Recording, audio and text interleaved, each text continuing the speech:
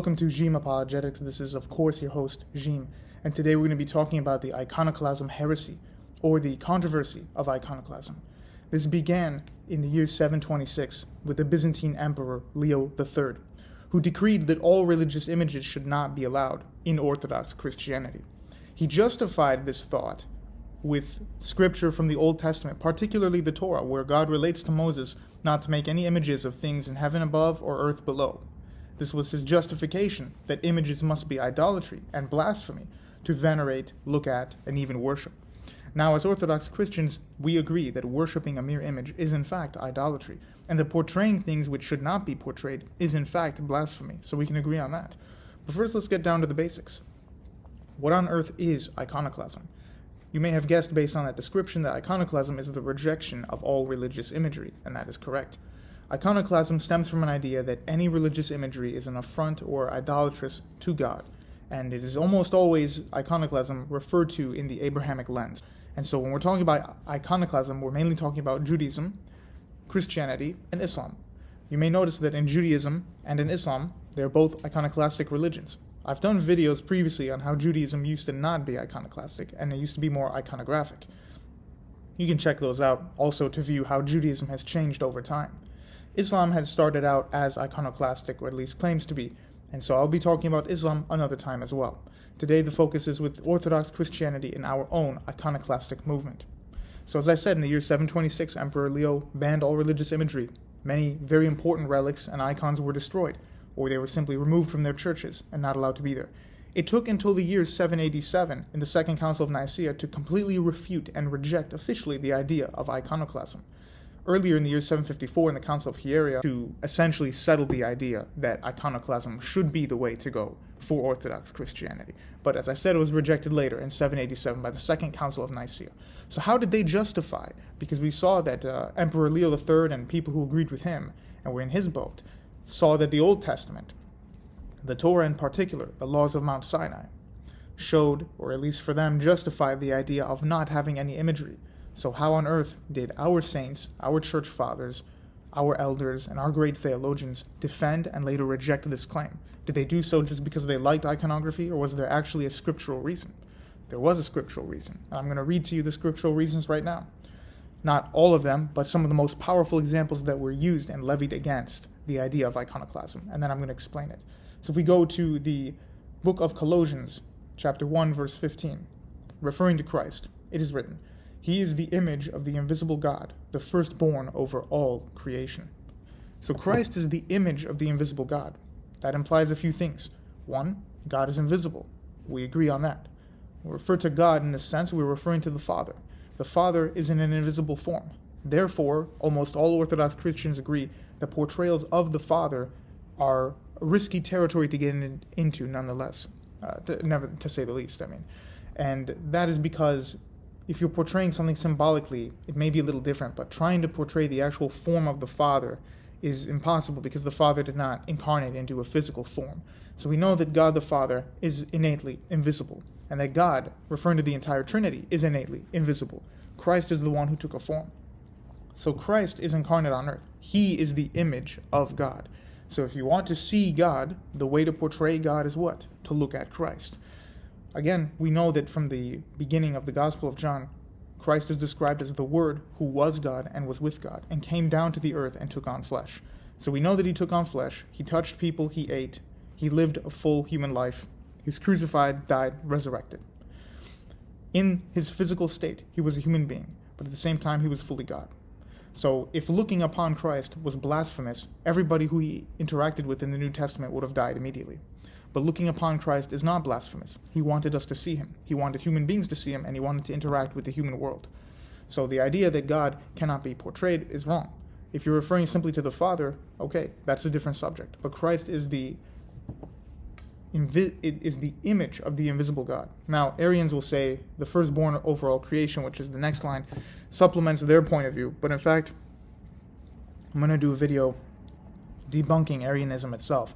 And in fact, it doesn't supplicate their view at all, because if you read the rest of the chapter, which I'm going to right now, not the entire chapter, but the rest of the line, let's see, go to 15. the firstborn over all creation. And then verse 16, for by him all things were created that are in heaven and that are on earth, visible and invisible, whether thrones or dominions or principalities or powers. All things were created through him and for him. And he is before all things, and in him all things consist. Okay, so Christ is before all things, not some things, all things. So if he's before all things, and one of those things would be time, one of those things may even be space, then Christ has to be eternal. He can't be a created being. Because even though it calls him the firstborn over all creation, and Arians would purport that implies that Christ is the first creation, in reality it's saying that he is firstborn before all of creation. He was not created. All things were created through him and for him. Everything. And then lists powers, dominions, principalities, everything. So even invisible things, such as, space and air, were created after Christ already existed. And then, of course, it just says, and he is before all things. So Christ is before literally everything, then he must, of course, be eternal and not created. I will do a video fully on Arianism another time. Then another line we have to look at, which was justified and used to, or levied against the idea of iconoclasm, is the book of Hebrews, chapter 1, verse 3. Referring to Christ, it is written, who being the brightness of his glory and the express image of his person, and upholding all things by the word of his power, when he had by himself purged our sins. And it goes on. But right there at the beginning we see the express image of his person. So again, I can use that line against Arianism as well, which we'll have to wait for the Arian video. But for today, we're looking at Christ being the image of the Father.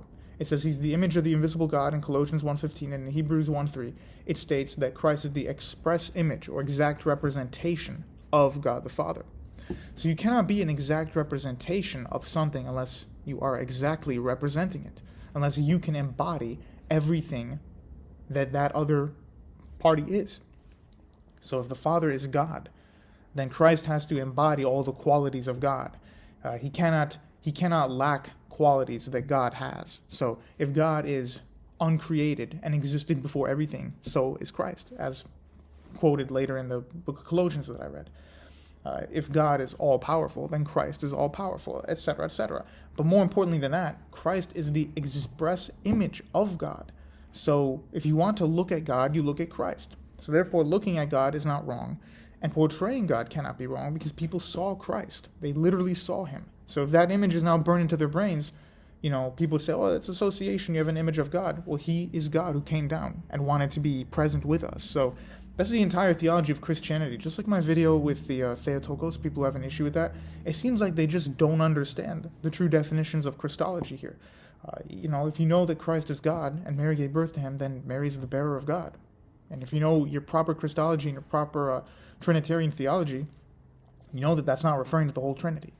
Likewise, if you say that we cannot portray God, then you clearly don't know that Christ is God and that he took a form. So that goes completely against those arguments entirely. There's also other quotes in the Bible where Jesus says that I and my Father are one, where the disciples ask Christ, I believe it's Philip who asks Christ, to show him and show everyone else the Father.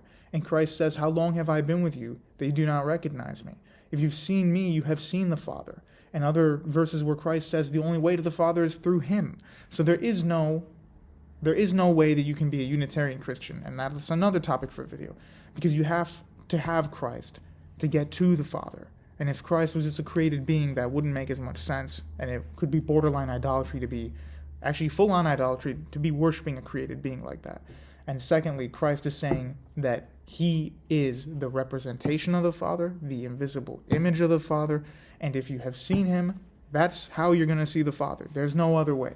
So those lines and many others were used by people like St. John of Damascus against the idea of iconoclasm. And of course, John of Damascus, another topic for another video, had quite an interesting life.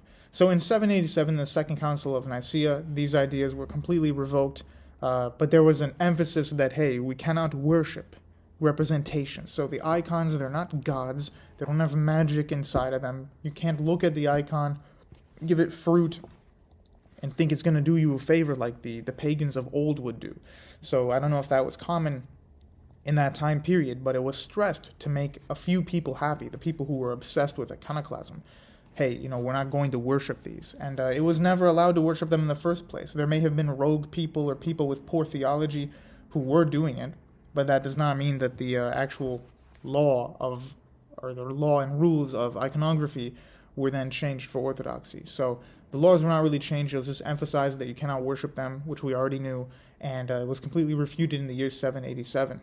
Now, again, I have videos on Judaism and iconoclasm, so take a look at those if you'd like to see a justification for iconography and imagery before the year, before the establishment of the Christian churches. So if you think iconography came about in the Christian churches, or it was invented in Nicaea, which is everybody's scapegoat, then check out my videos to show that it was present in ancient Judaism and it has a scriptural, historical, religious, cultural basis in the entirety, the continuity of the Old Testament.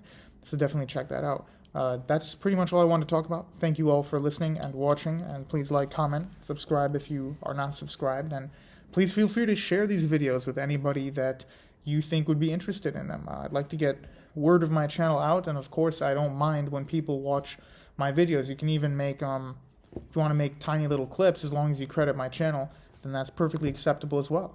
If you have any inquiries and you want me to do a subject, then put it in the comments section, or you can Discord me or email me. All my links are on my link tree, which I think I have in my channel description. If not, all the other links are present there as well.